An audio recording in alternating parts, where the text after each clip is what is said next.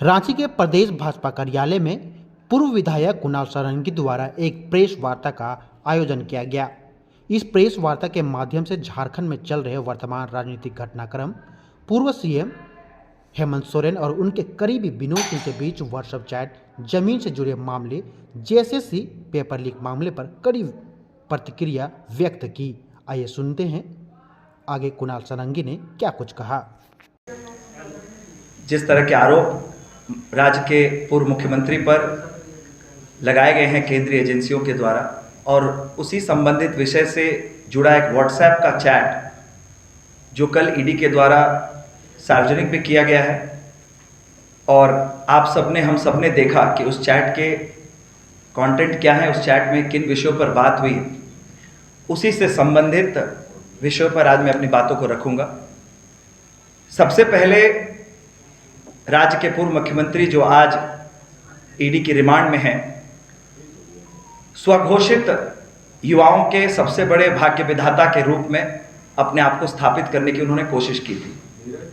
2019 के चुनाव में जब झारखंड के युवाओं ने उनके हाथों में अपनी बागडोर दी थी,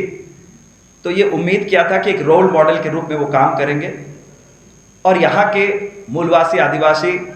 युवाओं की भावनाओं का कदर करते हुए स्थानीयता नीति बनाएंगे, नियोजन नीति बनाएंगे, राज्य में नियुक्तियां होंगी, 6 महीने में 5 लाख नौकरियां दी जाएंगी, अन्यथा वो राजनीति से संन्यास लेंगे। 4 साल इस सरकार को हो चुके हैं, नौकरियों कितनी मिली ये सर्वविदित है। वो खुद ईडी के रडार पर हैं, ईडी के रिमांड में हैं, और संभवतः जिस तरह के कारनामे उनके राजनीतिक संरक्षण में, उनके सरकार के संरक्षण में इस सरकार ने किए हैं,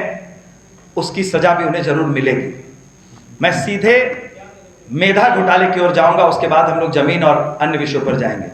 क्योंकि ये सीधा युवाओं से जुड़ा हुआ है। और कल के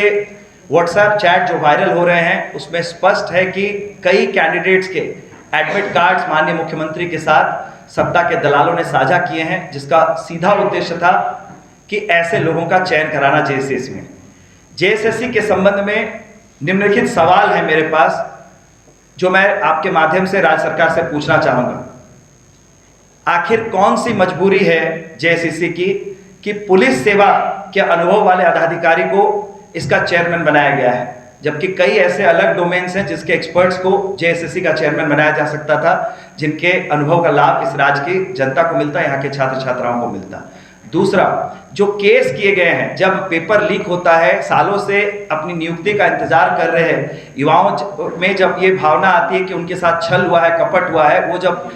बिल्कुल लोकतांत्रिक तरीके से आंदोलन करते हैं, उन पर केस किया जाता है। लेकिन जो संवैधानिक संस्था है जिसके माध्यम से ये पूरा कारनामा किया गया, उसके चेयरमैन पर एफआईआर क्यों नहीं होती है?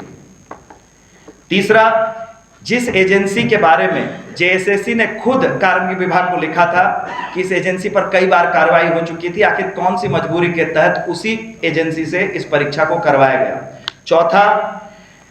कई राज्यों में और झारखंड में भी पहले इस तरह की परीक्षाओं में प्रीलिम्स और मेंस की व्यवस्था अलग अलग रहती है, लेकिन इसे कंबाइन किया गया ताकि एक ही बार में जो सुनियोजित तरीके से चंद उम्मीदवारों को चयन करने के उद्देश्य से परीक्षा कराई जा रही थी, उसे एक ही बार में इस कारनामे को अंजाम दिया जा सके। उसके बाद एक बहुत महत्वपूर्ण विषय है, अगर आप क्वालिटी ऑफ क्वेश्चंस को देखें इस परीक्षा में, तो जो प्रश्न थे उनका स्तर, जो चपरासी वर्ग की नौकरी होती है उस वर्ग की नौकरी के स्तर का उनका प्रश्नों का स्तर था, ताकि जब वो लीक हो तो बिना ज्यादा समय गंवाए उनके उत्तरों की व्यवस्था की जा सके और जल्द ही उन उम्मीदवारों के पास उत्तर पहुंच सके, ताकि उसको कंप्लीट कर सके उसी समय सीमा के अंदर। और एक बहुत महत्वपूर्ण, जिसके साक्ष्य मेरे पास है, मैं उपलब्ध करा सकता हूं, जनरल कैटेगरी से ही 80 नंबर लाकर लैब टेक्नीशियन के पद पर उम्मीदवार चयन होता है, और 130 नंबर लाकर एक और उम्मीदवार उसका चयन नहीं होता है, जबकि ये जो 80 नंबर वाला उम्मीदवार है, इसे होम टाउन का भी एडवांटेज दिया गया है। तो क्या, चाहे वो रैंडमाइजेशन के माध्यम से हो या नॉर्मलाइजेशन के माध्यम से हो, 50 नंबर एक इतनी प्रतिष्ठित परीक्षा में मैनेज किए जा सकते हैं? तो ये सीधा सवाल है जेएसएससी की विश्वसनीयता पर, जेएसएससी के पदाधिकारियों की विश्वसनीयता पर, और जिस तरह से जमीन तो छोड़ दीजिए, कोयला खनिज की चोरी तो जब से झारखंड बना है तब से मधुपुरा से लेकर इस सरकार तक अंजाम दिया गया है। गठबंधन की सरकार जब भी आई है,